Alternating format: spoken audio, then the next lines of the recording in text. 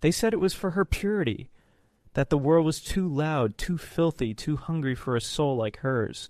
So they took her, 6 years old, and sealed her behind stone walls. No trial, no choice, just silence, prayer, and the slow unraveling of a childhood turned sacrifice. Imagine waking each morning not to sunlight, but to incense and whispers, to bells that toll not for life but for obedience. This is not a fable. This is not a legend. This is what they did to little girls. In the name of God, in the name of virtue, in the name of a salvation they themselves could not define. But behind those cold monastery doors, something began to break. She didn't understand why her mother didn't look back. The corridor was long, longer than anything her small legs had ever walked, and colder than the November wind outside. Her shoes made no sound on the worn stone floor. A nun walked ahead, silent, gliding, like some ghost from a story she hadn't yet heard, and behind her the heavy wooden door of the monastery shut with a sound that would echo through her bones for the rest of her life. 6 years old. Not old enough to know what chastity meant, not wise enough to grasp the word vocation, but old enough to feel that something had ended, that the world, with its unpredictable noise, its unpredictable love, had closed like a mouth behind her. And now, only silence and rules. The monastery wasn't a place. It was a punishment wrapped in piety, a still world inside a turning one. Outside, men fought wars. Kings died. Empires collapsed under the weight of their ambition. But inside these walls, time stood still, on purpose, as if to defy history itself, as if by holding still long enough one could purify the soul of the time's sins. She was placed in what they called the claustra, a narrow cell, hardly wider than her arms outstretched.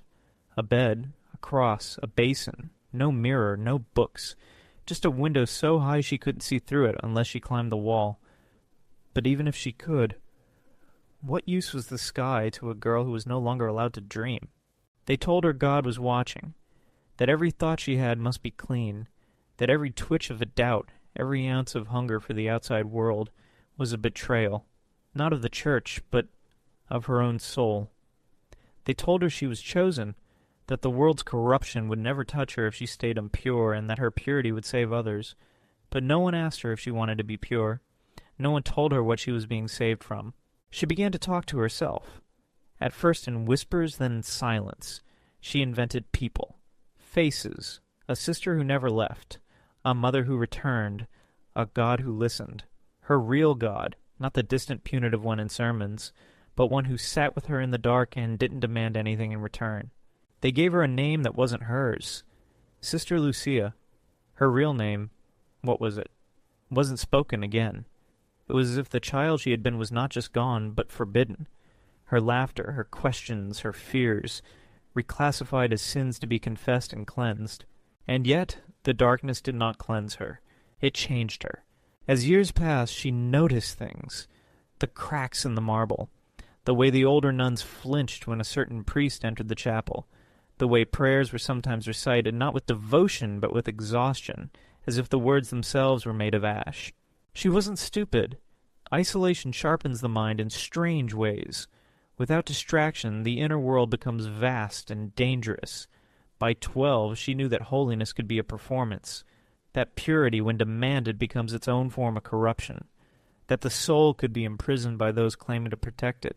She began to write, illegally, scraps of parchment stolen, ink mixed from herbs and candle soot, not prayers, but questions, accusations, secrets. She buried them under floorboards, inside walls, between bricks behind the altar, little bombs of honesty waiting to explode long after she was gone. One day she asked a question aloud. If God is love, why am I so afraid? The room went silent, but not in the holy way. The other girls looked down. One of the nuns slapped her so hard her ear rang for days. She was forced to kneel for 6 hours, to repeat the same phrase 1,000 times. I am dust. I am nothing. I am the vessel of his will. But something inside her didn't break. It hardened. She began to watch not the rituals, but the people, the ones who led, the ones who obeyed, the subtle glances, the unspoken hierarchy, the cruel mercy of the Mother Superior. She saw that in the name of God people built thrones, and in the name of purity, they justified cages. She started to test the boundaries. Small things. A missing candle, a skipped prayer, a question left unanswered. Each act a thread pulled from the tapestry. And still God did not strike her down. One night she climbed to the top of the chapel where the bell tower pierced the heavens. She looked out through the open slats and saw something she hadn't in years. Stars. Real, shimmering, merciless stars. Indifferent to her pain. Indifferent to her piety. She wept, not from sadness but from recognition, because for the first time she felt something holy, not inside the chapel, but inside herself. They had locked her in to preserve her soul, but they had never asked what her soul truly was. And in that moment, surrounded by the cold wind and the unblinking cosmos, she began to understand. She was not a sacrifice. She was a witness, and her story had only begun. She was 16 when they asked her to take the veil. Not asked, required. A ceremony cloaked in beauty and symbol and ritual, but underneath it all, a quiet ultimatum. You are no longer a girl. You are the bride of Christ. You belong to no one else now. Not to a man, not to yourself, to God alone. The monastery bloomed in candlelight that day. The other sisters prepared her like a corpse before burial, washing her feet, brushing her hair, dressing her in white. She stood before the altar in silence, reciting the oath she was told to memorize. Her voice didn't tremble, not because she wasn't afraid, but because the fear had become so constant it had burned into a kind of calm, a dull, sacred numbness. As the veil was placed upon her head, her eyes drifted toward the crucifix above the altar. It looked different now, not like salvation, but like surrender, not like divine love, but something closer to punishment adorned in gold. She wondered if Christ had felt what she felt, that strange betrayal, not by enemies, but by the people who claimed to love him most. She wasn't sure anymore if this was faith, or if it was simply a life sentence with incense. They called her bride, but she didn't remember choosing the groom. The following years passed in a haze of obedience, prayer, labor, stillness. She became known as disciplined, devoted, pious. But inside, something was rotting. Not her belief. No, that had already collapsed like an old roof. What remained was performance, a hollow echo of ritual. She said the prayers, not to be close to God, but to stay invisible, to avoid suspicion, to survive. Because she had learned something. Holiness wasn't about closeness to the divine. It was about pleasing the watchers. She watched them, too. The confessor priest, with his roving eyes and sweet wine breath. The mother superior who punished the meek and praised the cruel. The young novice who disappeared for a week and returned with a silence stitched into her face like a wound. The rules bent for those who knew how to bend others. And the word of God became a tool not of redemption, but of control. One winter a new girl arrived. Her name was Katerina. She was only 10, eyes like fire under ice, and a mouth that didn't know how to stay shut. She spoke too much, laughed too often, and asked the questions no one dared utter aloud. Why do we wear black if God is light? Why are the stars forbidden if God made them? If silence is sacred, why does it feel like drowning? Lucia, if we still call her that, watched this girl closely. At first she tried to ignore her, to keep her distance. Attachment was dangerous, and yet, the more she watched, the more she remembered the child she had been, the one who asked, the one who wept under stars, the one they tried to erase with ritual and shame. So one night she broke the rules. She sat next to Katerina during the silent hour and whispered, "Never stop asking." Katerina looked at her with surprise, then something deeper. Trust. And for the first time in a decade, Lucia felt what it was to protect someone again, not through obedience, but through defiance.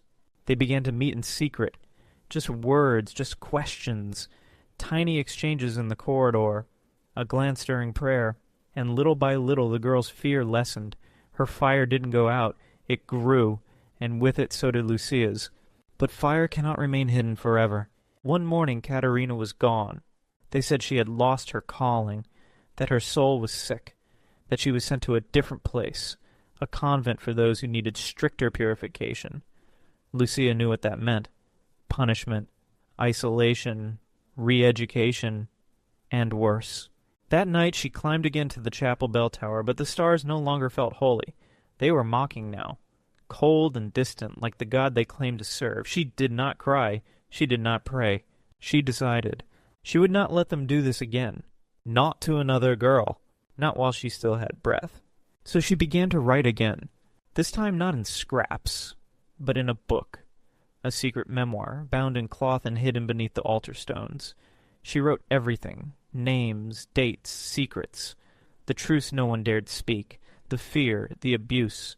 The way holiness had become a costume and purity a weapon. She wrote not to confess, but to accuse. Not to find peace, but to reveal war. And as she wrote, the veil began to slip, not just from her head, but from her soul. She remembered her name, her real one, the one her mother whispered once, just before she turned and walked away. Anna. Not Lucia. Anna. The child who loved stories.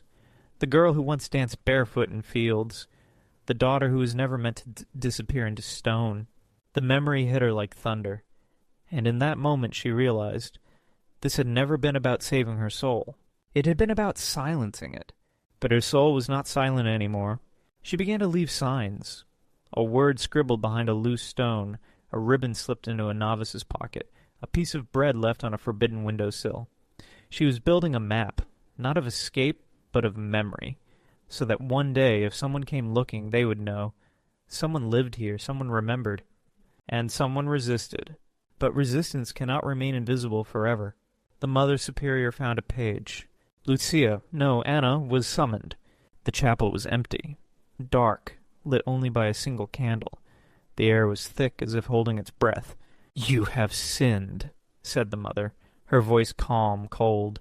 "You have misled others. You have written things that do not belong to God." Hannah said nothing. "What you are doing," the woman continued, "is rebellion. And rebellion is the voice of the devil." Anna stepped forward, looked her in the eye. "No," she whispered. "Rebellion is the voice of the buried." The hand struck her cheek so hard she fell. They locked her in a chamber below the chapel. No light, no food, just water and silence. Days passed, or weeks. Time dissolved. But in that darkness she felt something she had never truly felt before. Not fear, not hope. Freedom, because the worst had happened, and she was still here. Because they had tried to break her, and had only revealed what could not be broken. Her name, her voice, her soul. Not pure, but real. And one day, that would be enough. Because truth, unlike obedience, doesn't require permission. They let her out when her body began to fail. Not from mercy, from necessity. It would not serve the monastery's reputation if a nun died beneath its floors.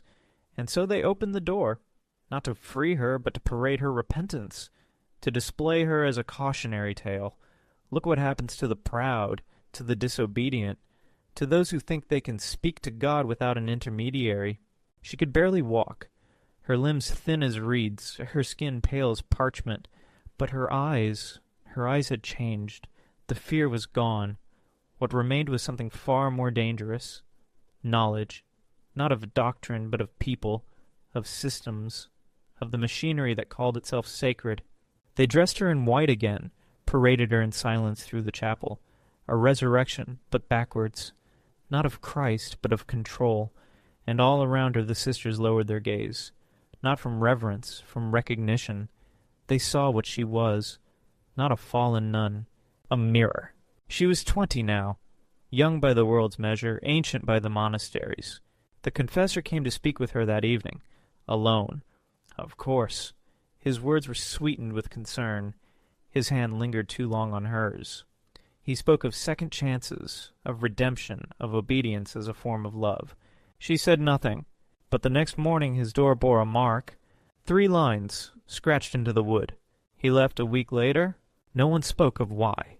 They called her dangerous now, but not aloud, not in official terms, in glances, in silences, in the sudden stillness that followed her steps. They couldn't expel her. That would mean admitting they had failed, that one of their purest had turned. So instead they did what institutions always do with inconvenient truths. They buried her, in plain sight. Gave her the coldest cell, The dullest tasks, scrubbing floors, washing the latrines, removing her from the choir, banning her from letters. She was to be seen but not heard, alive but erased. But what they didn't understand was this. When you have nothing left to lose, silence becomes a weapon. She began to teach again, not with words, with glances, with pauses, with the way she held herself. The other novices saw it, the quiet defiance, the unspoken flame. And slowly they began to shift. Little rebellions, a skipped prayer, a question asked with too much boldness, a refusal to bow quite as deeply. She wasn't alone anymore. Her legend grew. A whisper passed from cell to cell. Some called her a heretic. Others, though they would never admit it aloud, called her a saint. The girl who burned in silence, but never went out. The one who remembered what her name was. And then, like all stories wrapped in fear and myth, something strange began to happen. Pilgrims came, not because of her, not yet, but drawn by a rumor.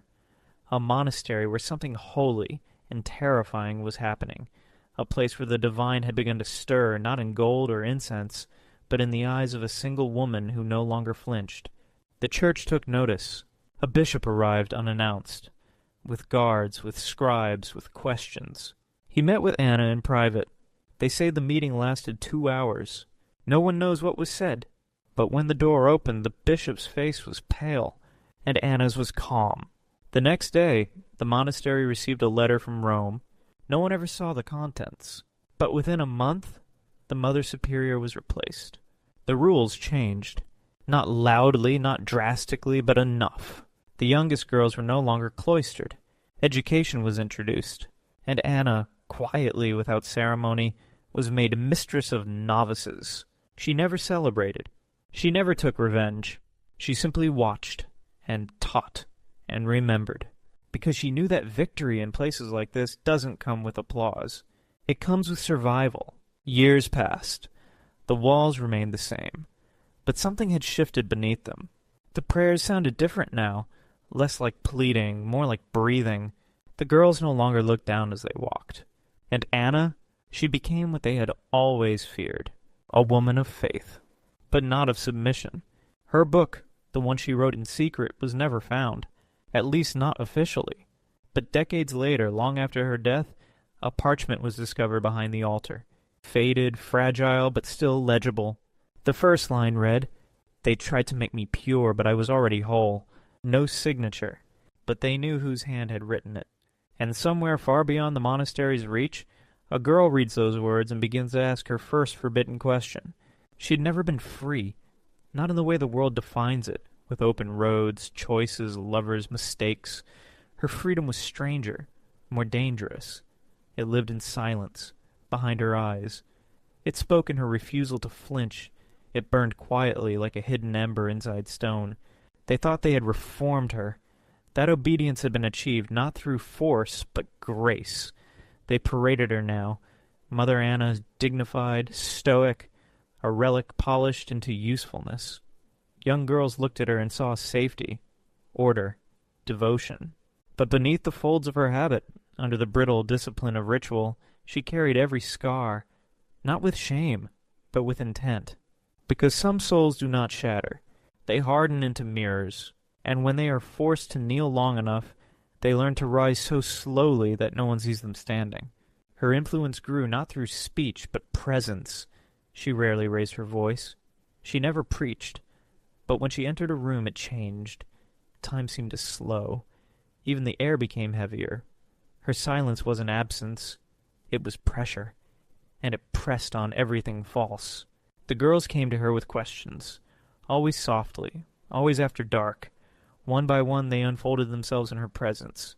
Not because she promised safety, but because she promised truth. Why do I feel God more when I disobey? Why does devotion feel like erasure? Why am I told to love a world that never loved me? She never answered directly. She asked better questions. She gave them riddles, parables, wounds disguised as wisdom. She led them to the edge of thought and made them look down. Some turned away. Some wept.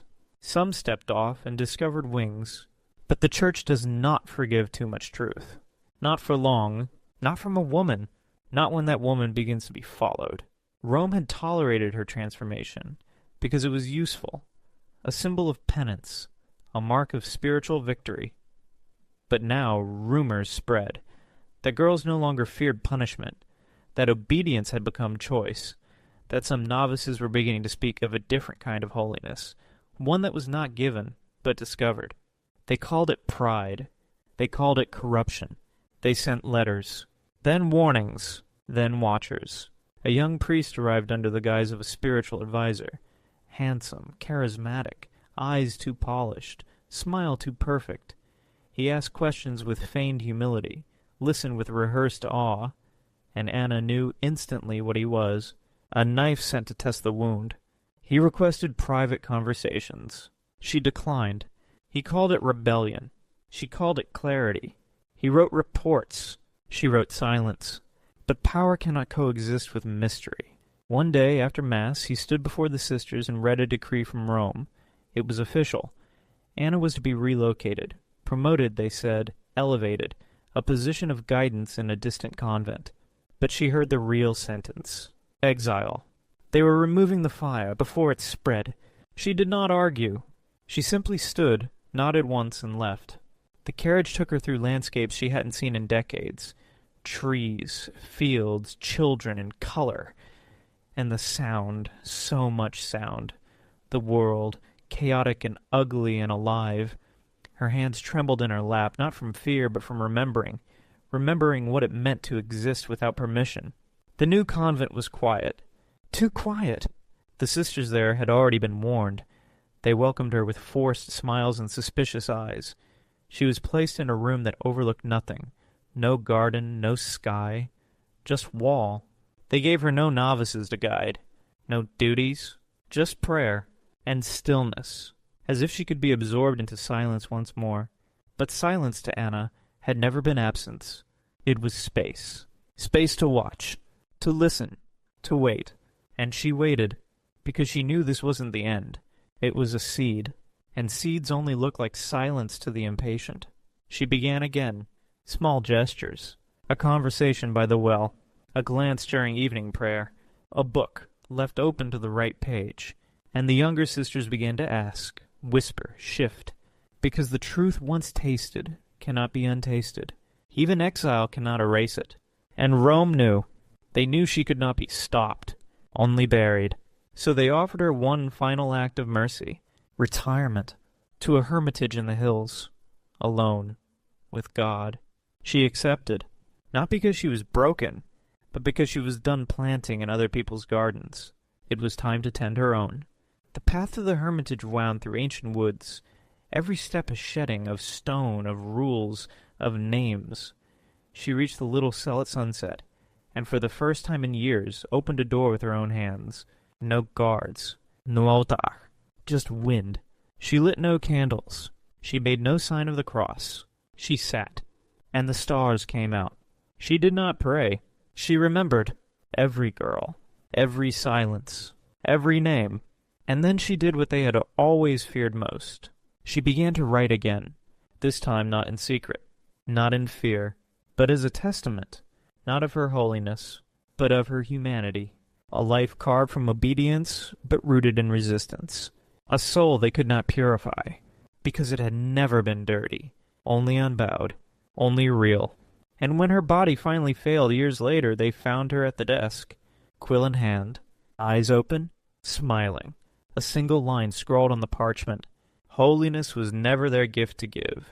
The monastery remembered her, not with statues, not with hymns, but with unease.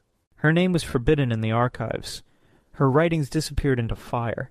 Her teachings diluted into doctrine so watered down it left no trace of her voice. Officially, she was recorded as obedient, modest, retiring, a quiet servant of God. But buildings remember, stone remembers, and the chapel she had once scrubbed with bleeding hands. It began to breathe differently. The silence inside no longer felt holy, it felt haunted. Girls spoke of dreams, of a figure walking between the pews at night, not in white like the Virgin, not in black like the nuns, but in gray, the color of dust, of ash, of something burned but not destroyed.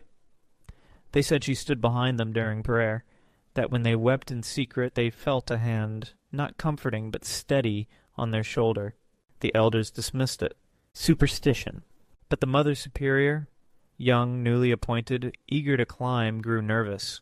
She sensed it, too, that tremor under the rituals, that slippage of order. And more than once she found notes tucked into psalms, lines from no scripture she had ever learned. God speaks loudest through those you silence. Obedience is not faith, it is fear in robes. Ask, and you will be punished. Ask again, and you will be changed. She burned the notes, but they returned, because Anna had not written her story to be preserved. She had written it to be found. One of the youngest girls, Elena, began to change. She had been quiet, pale, proper. Now her gaze lingered too long. Now her prayers were spoken too slowly. Now her questions cut too deep. She asked the unaskable, "Why does God need me to disappear to love me?" And when silence met her question, she didn't back down. She wrote the line in chalk on her wall, and others followed. The convent was breathing again, not with piety, but with rebellion wrapped in reverence, because Anna's story had not ended with her death. It had become myth, but not the kind gilded by saints, the kind whispered in corners, the kind that moves like smoke through cracks in marble. Elena found the last page, hidden behind a loose stone in the library wall, folded, faded, but still alive. It read, "If they ever tell you God needs your silence, remember, He spoke the world into being." Elena didn't cry. She stood up, and for the first time in her short life she walked into the chapel, not to confess, but to remember, to reclaim, to continue. That night she sat by candlelight and began to write, not to obey, to witness, to burn, because faith, real faith, doesn't kneel. It stands. It speaks. It survives. They built walls thinking they could hold her, but they forgot. Souls do not rot the way flesh does. A body can be bound, a tongue silenced, a name erased, but a truth that's lived through fire cannot be unlearned. It seeps. It haunts. It infects. Not with terror, but with recognition. And that is what they feared most. Not rebellion. Not heresy. Recognition. Because when a single girl sees herself in the face of a woman who dared to stay human inside the machine, the whole order trembles. Authority does not collapse through violence. It collapses through empathy. Years passed. The convent changed names. The rules softened. New uniforms, modern theology, electricity, running water. But the bones of the place, unchanged, still cold, still rigid, still pretending to serve a God whose voice had long since grown quiet within its walls. The nuns who had buried Anna's story grew old, then gone, and a new generation took their place, more educated, more cautious, but still afraid to speak aloud what the stones already knew. Elena never became Mother Superior. She left, not in disgrace, in certainty. She carried only a satchel, a few notes, a single page written in a hand long dead. She never told the others. She just walked out of the gate one morning and didn't return. Some said she lost her faith. Others said she found it. No one knew where she went. But 10 years later, a manuscript appeared in a quiet bookstore in Florence. No author, no publisher, just a leather-bound book with a single embossed word, ashes. It spread like smoke, quiet, patient, into hands that were ready to read between the lines. It wasn't just the story of Anna. It was the story of 1,000 girls, locked away in the name of virtue, burned at the altar of purity, made to believe their silence was salvation. It was a hymn for the unspoken, a gospel for the exiled. Rome ignored it at first, then condemned it, called it blasphemy, but it was too late. Because when women read it, they remembered, not just Anna, themselves. And that was the revolution, not fire, not blood, but memory. A remembering so powerful it unstitched centuries of forgetting. In time, the monastery became a museum. Visitors walked its corridors in reverent silence, unsure of what exactly they were meant to feel. The tour guides told the safe version, a holy woman misunderstood, a tale of humility, resilience, inspiration. They left out the bruises, the hunger, the stolen name, but sometimes, when no one was looking, a girl would linger. She'd pause by a narrow cell, run her fingers along the cold stone, close her eyes, and hear it. Not words, not sound, but presence. The kind that reminds you you're not alone. The kind that survives.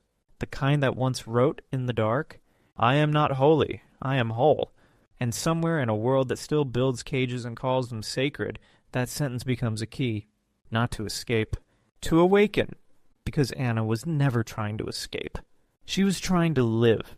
And the last thing she confessed was not her sin, but her refusal to vanish. They locked her away at 6 years old, but the door never stayed shut. Not really. Because when truth lives long enough in silence, it stops asking to be heard, and starts demanding to be felt. And somewhere far beyond the walls, a voice the world tried to bury still whispered from beneath the stones. Holiness was never their gift to give.